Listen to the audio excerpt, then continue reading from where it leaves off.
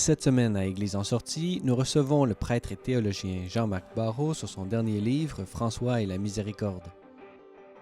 On rend hommage aux travailleurs humanitaires et victimes des attentats de Ouagadougou au Burkina Faso, et on s'entretient avec Brigitte Bédard qui nous parle de son livre autobiographique intitulé « Et tu vas danser ta vie ».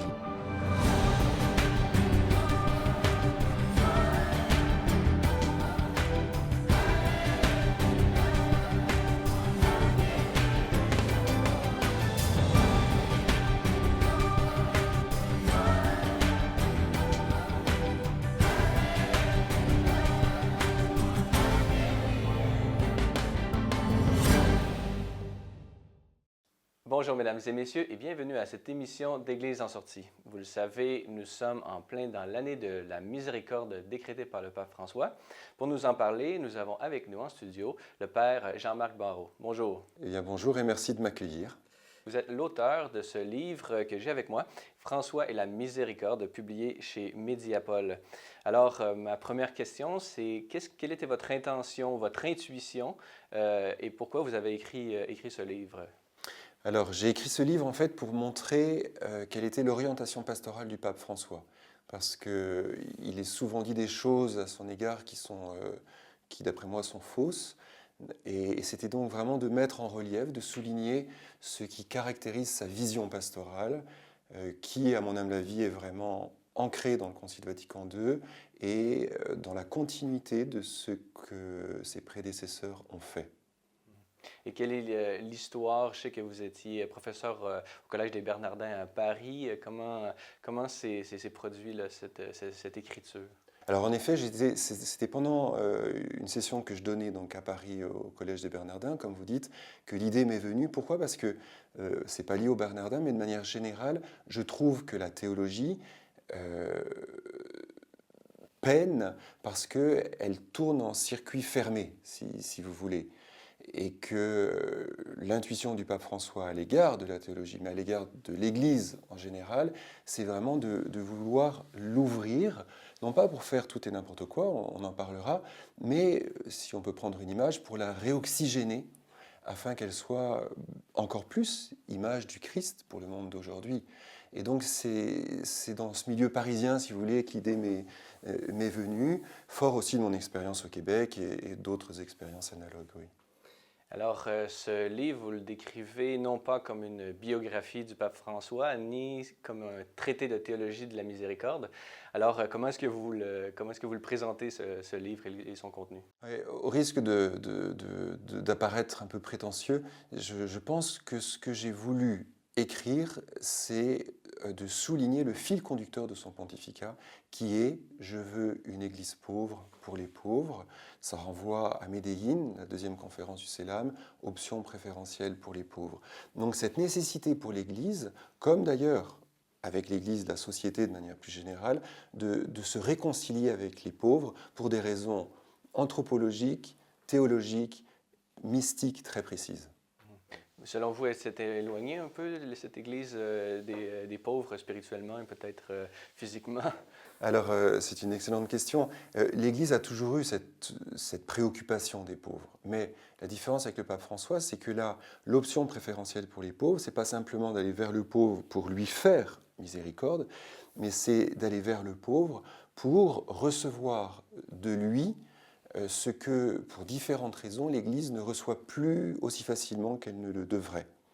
Quand je parle de pauvres et de pauvreté, je renvoie au livre du cardinal Casper et qui décrit différentes pauvretés. Il n'y a pas forcément que la pauvreté matérielle. Par exemple, lui, il parle de la pauvreté relationnelle, qui est une pauvreté qui marque bien notre postmodernité.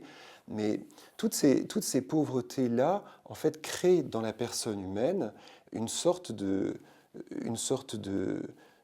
d'espacement, je dis dans le livre, c'est-à-dire d'ouverture par lequel Dieu vient agir, par lequel Dieu vient parler et interpeller le monde. Et le pape François, à cet égard, dans Evangelii Gaudium, n'hésite pas à dire en fait qu'il y a chez le pauvre un sensus fidei, un sens de la foi. Et je pense que c'est à cela qu'il fait allusion. Et donc, pouvez-vous nous parler justement au cœur du sujet, la miséricorde? Peut-être qu'est-ce que c'est que la miséricorde pour l'Église et pourquoi elle est si importante, selon vous, pour le pape François? Alors, deux choses par rapport à la miséricorde. La première, c'est que quand le pape François invite à une église en partance, à une église en sortie, à aller sur les périphéries existentielles de l'église, c'est, comme on vient de le dire, me semble-t-il, en premier lieu, pour qu'elle apprenne à recevoir de ce que le Christ veut dire à l'Église par le pauvre. L'Église a toujours voulu, à très juste titre, puisqu'elle prolonge la mission du Christ, faire miséricorde. Mais qu'elle puisse recevoir miséricorde à travers des expériences concrètes, en rencontres concrètes avec le pauvre, ça c'est relativement inusité. Et fort de ce rajeunissement, si vous voulez, lié à ce contact avec le pauvre en périphérie, alors l'Église, en effet, peut rentrer dans cette mission qui lui est propre de faire miséricorde. Et faire miséricorde, qu'est-ce que c'est sinon se servir de la pauvreté, quelle qu'elle soit, pour donner le cœur de Dieu à la personne qui souffre de cette pauvreté. Dans votre livre, on apprend d'une certaine façon, comme pour utiliser votre expression, à conjuguer la miséricorde dans différentes circonstances, pour la vie de l'Église elle-même. Est-ce que vous pouvez nous dire un peu, décrire un peu ces différentes conjugaisons de la miséricorde? Prenez par exemple le premier, vous faites le lien entre le temps et la miséricorde. Pouvez-vous nous dire un peu comment ça se décline, tout ça? Le rapport du temps à la miséricorde m'a marqué existentiellement et théologiquement. Théologiquement parce que au début de la troisième partie de la Somme théologique de saint Thomas d'Aquin, saint Thomas se pose la question à savoir quelle est la convenance de l'incarnation du Christ. Et il dit, ce qui est absolument magnifique comme regard théologique, il a fallu du temps à l'humanité pour qu'elle s'appauvrisse et qu'elle se prépare à recevoir cette incarnation du Verbe incarné, donc du Christ. Donc en fait, cette réalité théologique met un rapport direct entre le temps et la miséricorde. Il faut se préparer pour recevoir ce cadeau ineffable que l'on appelle la miséricorde. Je l'ai vu de manière très concrète en soins palliatifs et je le vois en fait tous les jours. Il y a quelque chose qui est souvent insupportable en soins palliatifs, c'est ce temps que l'on appelle l'agonie et qui prépare à la mort. C'est souvent un passage très dur, mais ça peut être un passage nécessaire pour certaines personnes parce que c'est un temps qui est donné à chacun pour que son cœur puisse s'ouvrir à cette miséricorde infinie de Dieu. Donc il y a vraiment un rapport entre le temps et la miséricorde qui nous renvoie à une autre question, c'est qu'est-ce que moi je fais de mon temps ? Dans un monde qui court partout, qui veut gagner des millions, est-ce que le temps qui m'est donné dans cette sagesse de Dieu est simplement pour acquérir des choses matérielles ou plus profondément pour m'ouvrir à cette miséricorde infinie de Dieu? Donc il y a vraiment un rapport entre le temps et la miséricorde, de la même manière qu'il y a un rapport entre l'amour et la miséricorde. Et justement, le pape François a publié il y a quelques semaines déjà un livre qui s'intitule « Le nom de Dieu est miséricorde ». On sait aussi que le nom de Dieu est amour. Donc, quel est le lien entre la miséricorde et l'amour? Comment est-ce que ce sont finalement deux notions identiques ou qui décrivent Dieu d'une manière presque équivalente? Alors, déjà, vous faites allusion à ce bel ouvrage du pape François, et ça donne raison à ce que nous disions auparavant, à savoir que le pape François est quelqu'un qui, dans sa vie de prêtre, a fait l'expérience du pauvre. Et donc, c'est parce qu'il a été d'une certaine manière à l'école du pauvre que lui-même maintenant, comme pape, il peut emmener l'Église entière dans ce jubilé extraordinaire de la miséricorde. Donc on voit bien que pour donner miséricorde, il faut qu'avant nous ayons reçu miséricorde, probablement, nécessairement, à travers le pauvre. Première chose. Deuxième chose, le rapport de l'amour à la miséricorde est un rapport qui est important à saisir. Pourquoi? Parce que qu'est-ce que l'amour, si en tout cas on reprend l'éthique à Nicomaque chez Aristote, c'est le fait de se donner à autrui, inconditionnellement. Mais quand ce don se fait à l'égard de quelqu'un qui m'a blessé, quand ce don se fait à l'égard de quelqu'un qui ne me redonnera pas quelque chose, donc qui est totalement gratuit, ça n'est plus simplement de l'amour. C'est ce que l'on appellera la miséricorde. Donc qu'est-ce que la miséricorde? C'est un amour qui se donne à l'égard des limites humaines. Et c'est pour ça qu'au cœur de ce rapport entre amour et miséricorde se situe en fait la question du pardon. C'est que qu'est-ce que c'est que la miséricorde, sinon de se servir de la blessure que l'autre m'a faite ou du manquement de l'autre pour me donner plus à lui à travers un geste de pardon. Passer de la philia à l'amitié, à l'amour agapé finalement. Oui, oui, vous avez raison, parce que cette dimension du passage vers la miséricorde ne peut se faire que par la grâce. Et ça, c'est ce qui caractérise l'agapé. Hein. Je pense qu'on peut dire que d'une manière humaine, il n'y a pas de pardon. On peut oublier, on peut laisser les choses de côté, on peut dire à la personne qui nous a blessés, très bien, on recommence à zéro, mais ça n'est pas au sens strict le pardon. Il faut, pour vivre le pardon, cette dimension d'agapé qui est cette dimension de grâce. Qu'est-ce que c'est que la grâce? C'est la vie de Jésus. Donc en fait, c'est le Christ qui, en moi, me pousse à me tourner vers celui qui m'a blessé pour lui pardonner et me faire plus proche de lui, sans pour autant oublier et sans pour autant ne pas respecter la justice humaine. Alors, en terminant, qu'est-ce que vous aimeriez que le lecteur retienne de votre ouvrage? Quelles conséquences vous aimeriez voir qui pourraient se produire dans la vie de ce lecteur? Qu'il comprenne qu'à travers ce livre, je n'idéologise pas le pauvre, que le pape François n'idéologise pas le pauvre non plus, mais qu'il dit que pour aller jusqu'au bout de l'exigence de l'Évangile et de la miséricorde, il faut se faire frère du pauvre. La pauvreté dans ses différentes facettes, il n'y a pas que la pauvreté matérielle, nous l'avons dit, parce qu'à travers les pauvretés ou le pauvre, il y a cette ouverture qui permet à Dieu de venir enseigner à l'Église et enseigner au monde entier en fait. Oui. Alors, Père Jean-Marc Barrault, prêtre, théologien et également aumônier à l'hôpital Marie-Clarac, merci beaucoup d'avoir accepté notre invitation aujourd'hui. Merci à vous.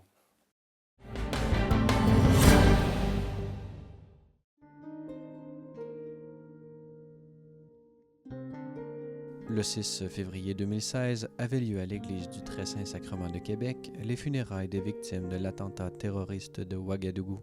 Pour l'occasion, s'étaient déplacées plusieurs personnalités politiques, dont Justin Trudeau ainsi que la ministre Christine Saint-Pierre, afin de souligner la mémoire des victimes et de leur travail humanitaire qui avait été fait jusque-là dans la plus grande discrétion. C'était le cas de Monseigneur Pierre Claver-Malgaud, évêque de Fadang-Gourma au Burkina Faso, et qui avait fait le long voyage jusqu'à Québec pour accompagner les victimes jusqu'à leur repos éternel, ainsi que pour dire merci aux familles et à tout le pays pour le travail qu'ils avaient accompli chez lui.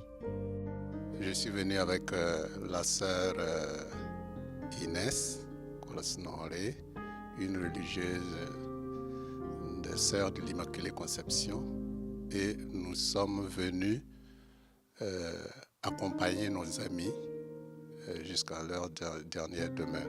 Ils ont ouvert leur cœur aux besoins de ceux qu'ils rencontraient, ceux qu'ils écoutaient, ceux qu'ils voyaient. Et ce qui frappe, ça a été donc leur amitié, leur simplicité à rentrer en relation avec les uns les autres, les petits, les grands, quelle que soit la situation des personnes, ils rentrent facilement en relation. Et les gens, les Burkinabés, les ont aussi ouvert leur cœur et finalement cette relation d'amitié s'est renforcée. Et si nous sommes là, c'est pour dire qu'ils nous ont rapprochés.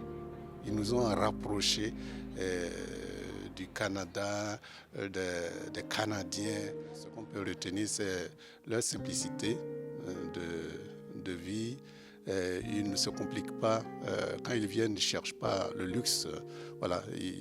Ils veulent économiser le plus sur ce qu'ils pouvaient prendre pour être à l'aise, afin de donner davantage aux populations, de résoudre un peu plus nos problèmes. Quand on a appris qu'ils étaient à la morgue, c'était très très dur. Oui, oui. Mais déjà, on craignait le fait que ça sonne, que personne ne prend. On craignait le pire déjà. Oui. Et c'était très très dur. Très dur. Oui. Ce que ce groupe vient réaliser dans les villages, que ce soit chez le chauffeur Paul à Ramango ou ailleurs, c'est une contribution au développement du Burkina Faso. Et au niveau, en tant qu'homme d'église et en tant que Burkinabé, on est redevable à ces gens-là, voilà, à ces amis-là, qui sont venus, qui viennent, prennent sur eux, prennent de leur temps. On sait comment ils peinent ici pour rassembler ce qu'ils rassemblent pour venir réaliser les projets chez nous. Alors, je crois que c'était important pour nous de venir vivre les derniers moments avec les familles, avec les amis et finalement avec le pays. Voilà, quelque part, les malheurs, les touchants, c'est tout le Canada qui s'est mis debout parce que ça concernait tout le pays. Et c'est bien ça. Une personne qui fait quelque chose, tant qu'il n'y a pas eu le malheur, on ne savait même pas qu'il y avait des Canadiens qui faisaient quelque chose chez nous. Ben, nous, on le savait. Voilà. En tout cas, merci aux uns et aux autres. Merci.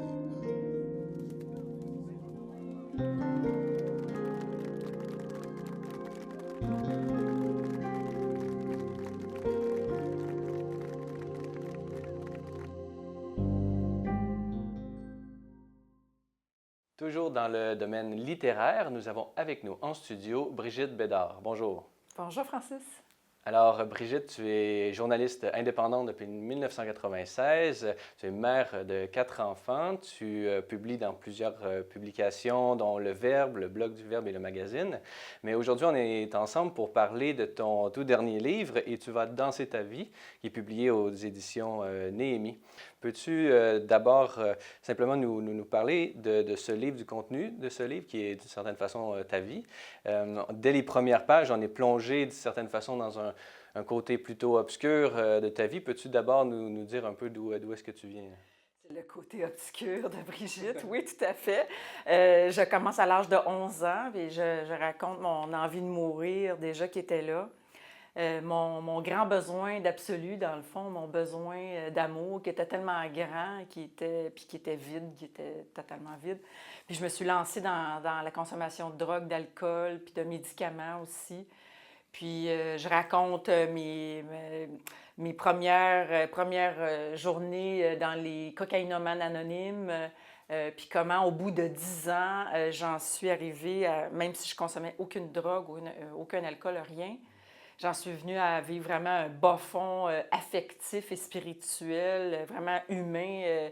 J'étais complètement en dépression, suicidaire, je dirais. Ouais. Donc, de cette situation, comme on vient de le décrire, plutôt obscure, tu en es venu... peux-tu nous raconter un peu comment tu es arrivé à cette abbaye qu'on connaît bien au Québec, l'abbaye Saint-Benoît-du-Lac? Qu'est-ce que de ce bas-fond que tu viens de décrire, comment est-ce que tu t'es rendu jusqu'à Saint-Benoît-du-Lac et un peu ce qui s'est passé là-bas? Oui, parce que moi, les abbayes puis les églises, je n'ai rien à savoir de ça. J'étais vraiment anti-religieuse. J'étais très en colère contre Dieu, mais je ne le savais pas vraiment. Puis c'est un gars dans un meeting qui m'a suggéré d'aller à l'abbaye de Saint-Benoît-du-Lac pour faire un inventaire de ma vie qui fait partie du programme de rétablissement des anonymes. Alors, puis ce qui m'a convaincue d'y aller, même si j'étais une féministe vraiment radicale, il m'a dit, tu sais, le gars, quand tu vas lui raconter tout ce que tu peux lui raconter, bien lui, tu ne le reverras plus jamais, puis il ne pourra jamais dire ça à personne parce que c'est un moine, puis il est enfermé. Alors ça, là, ça a vraiment... Fait que je suis allée, tu sais. J'ai rencontré ce moine-là, là-bas. Puis pendant 3 jours, je l'ai engueulé. Je l'ai carrément engueulé, 1 heure le matin, 1 heure l'après-midi. il me donnait rendez-vous, tu sais, à la fin de l'engueulade, ça durait 1 heure, mon engueulade. Il me disait, bon, oui, Brigitte, toujours très souriant, on va se donner rendez-vous cet après-midi. Alors, j'y allais, tu sais, je retournais l'après-midi, puis ça a été comme ça pendant 3 jours. Puis c'est la 3e journée, dans l'après-midi, à la fin de l'heure, où là, je voyais aucune solution à ma vie. Puis c'est là qu'il a commencé à prier sur moi, comme ça, là, comme on voit dans les films souvent, là. Et puis l'Esprit Saint m'a tombé dessus, carrément, slang, comme ça. Justement, ça, tu en parles dans la deuxième partie de ton livre. Peux-tu nous parler un peu de cette période qui, comme Saint Paul a reçu l'illumination? Après, il y a tout un apprentissage à la fois pratique dans sa propre vie, mais également intellectuel. Il faut étudier la doctrine catholique, le catéchisme et tout ça. Comment ça s'est conjugué un peu? Ça a été comme réapprendre à marcher. J'ai appris à connaître c'était quoi la chasteté. Écoute, moi, là, c'est Justement, c'est tu une autre dis planète, là. la chasteté de Kessé. On lit ça dans ton livre. Mais c'est que j'avais plein de préjugés par rapport à la chasteté. Tu sais. Je confondais continence et chasteté. Je confondais plein de choses parce que j'avais des idées reçues que j'avais reçues à Monsieur, Madame, tout le monde, dans les journaux, dans les magazines à potins, à l'université, dans tout ce qu'on ramasse un peu partout. Mais non, là, je suis allée à la source, puis il y avait une bonne sœur incroyable et toujours mon même moine qui m'aidait, qui me suggérait des lectures, qui était toujours là pour m'écouter. Donc, ça a été vraiment un travail intellectuel de recherche. Puis moi, qui a toujours tripé sur tout ce qui était littéraire, bien, écoute, je suis tombée comme...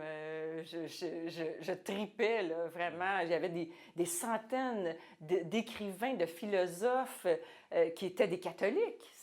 Pour moi, c'était un autre univers. Puis je me réappropriais, en quelque sorte, ma propre culture que j'avais oubliée, qui était le christianisme, dans le fond, tu sais.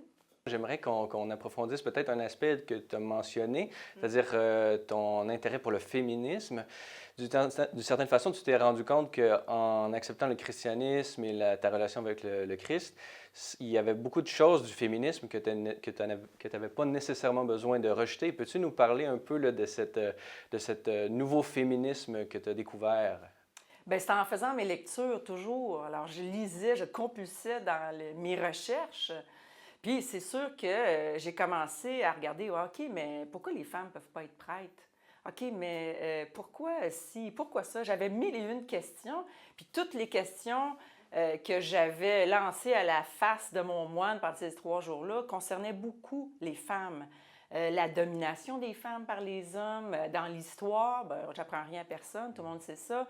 Les sorcières, le marteau des sorcières, qui était le livre où on pouvait apprendre à torturer les sorcières, l'Inquisition, il y en a des questions. Donc, c'est vraiment en cherchant ailleurs que où j'avais regardé avant.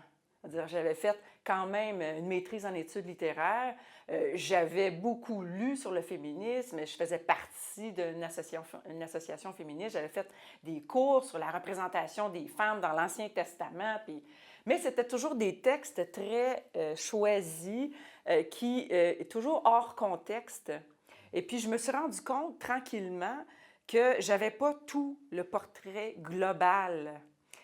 Donc, c'est vraiment en lisant Georgette Blacquière, par exemple, qui m'a vraiment... Cette bonne femme-là, une grand-maman qui arrive... les féministes du gender, tout ça que j'ai étudié pendant des années à l'université, ne lui arrive pas à la cheville.